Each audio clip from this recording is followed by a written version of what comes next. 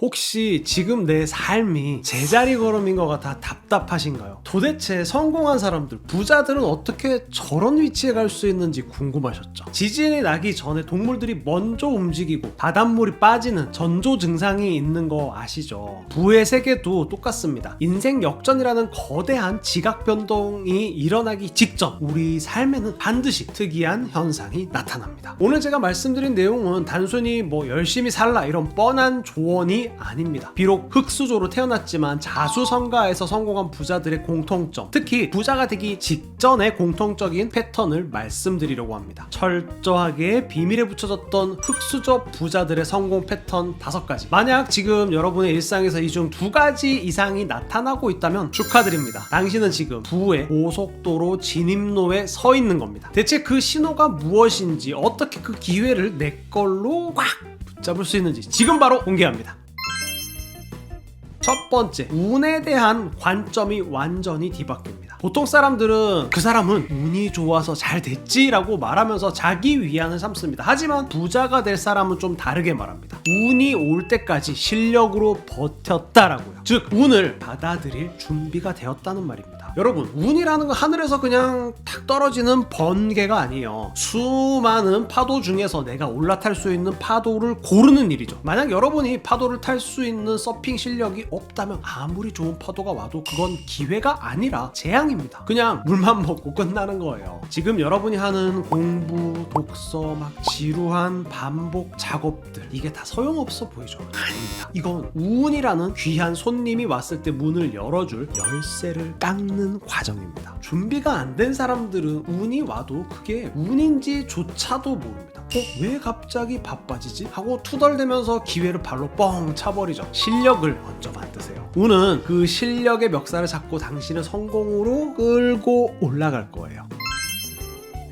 두 번째 현상은 소름 돋을 정도로 명확한 수치가 나타나는 겁니다. 바로 하루 고객 수 10명의 법칙입니다. 이건 주원규 PD가 수백 명의 부자들을 인터뷰하면서 발견한 핵심 데이터인데요. 그 영상을 제가 보고 깜짝 놀랐어요. 저도 이제 어렴풋이 인지를 하고 있었던 건데 명확하게 말씀을 하시더라고요. 여러분이 쇼핑몰을 하든 유튜브를 하든 식당을 하든 상관없습니다. 처음에는 0명, 1명 그러다가 어느 날 갑자기 하루 방문객 혹은 구매자가 10명, 즉 2자릿수 넘기는 날이 옵니다. 이게 왜 중요할까요? 10명 미만은 우연일 수 있어요. 혹은 누가 의도적으로 도와준 거일 수 있고요. 그런데 구매자 10명이라는 이 수치는 여러분이 시장에서 가치를 인정받았다라고 하는 최소한의 수치입니다. 내가 하는 서비스가 가치가 있다라는 거죠. 자, 이때 부자들은 동물적인 감각으로 알아차립니다. 이거 된다. 이 확신이 탁 드는 순간 그들은 잠을 줄이고요. 자본을 때려 넣습니다. 여러분의 상당 건수가 2자릿수 안정권으로 들었나요? 하루 주문이 10건을 넘겼나요? 그렇다면 절대로 멈추지 마세요. 진짜 여기서부터 시작입니다. 그 10명이 100명, 1000명이 되는 건 시간 문제입니다. 지금 2자릿수 넘고 있다면 절대로 브레이크 밟지 말고요. 쭉쭉 노동력과 자본을 투입하셔야 합니다. 세 번째, 삶이요 갑자기 단순해지기 시작해요. 바로 이 파레토 법칙이 적용되는 단계죠. 전체 성과의 80%는 여러분이 하는 행동의 단 20%에서 나옵니다. 부자가 되기 직전의 사람들을 보면 특징이 하나 있습니다. 안 해도 될 일을 안 할 수 있는 용기 있는 사람입니다. 여러분, 오늘 하루 종일 바쁘게 움직였다고 해서 나 열심히 살았어 라고 자위하지 마세요. 그 바쁜 일 중에 진짜 돈이 되고 성과가 되는 일은 딱 2가지일 뿐입니다. 나머지 8가지?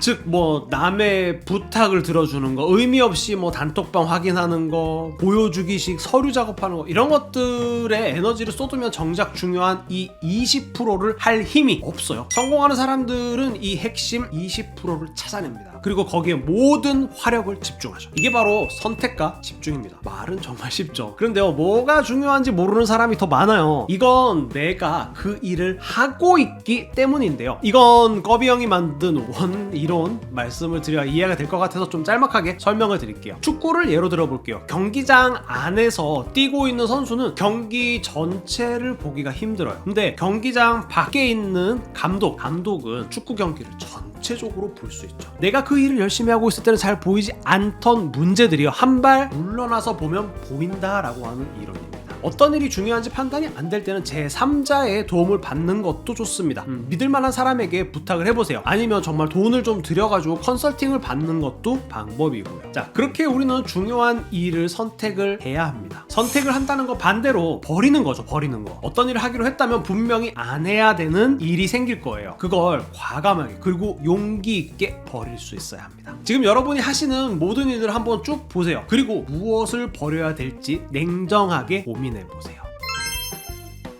네 번째 현상, 나라는 사람의 한계를 인정하고요, 타인의 힘을 빌리기 시작합니다. 이걸 우리는 이제 레버리지라고 부릅니다. 여러분, 부자가 되고 싶으면서 모든 걸 다 직접 하려고 하시나요? 뭐 로고 만들고 상세 페이지 디자인하고 택배 포장 혼자 다 한다? 이건 부자가 아니고요, 그냥 자영업자의 길이에요. 부자가 되려면 철저하게 자기 객관화가 되어야 합니다. 나는 기획은 잘하는데 디자인은 꽝이야. 나는 영업은 잘하지만 회계는 몰라. 이런 걸 인정하는 순간 사업에 가속도가 붙습니다. 내가 못하는 걸 붙잡고 10시간 고생할 바에 그냥 그 분야 전문가에게 돈 주고요, 1시간 만에 끝내세요. 그 남은 9시간 동안 당신은 더 큰 돈을 벌 수 있는 기획을 해야 됩니다. 타인의 시간과 능력을 내 성공의 지렛대로 사용하는 것, 이것이 자수성가 부자들이 흙수저를 탈출한 결정적인 비밀입니다.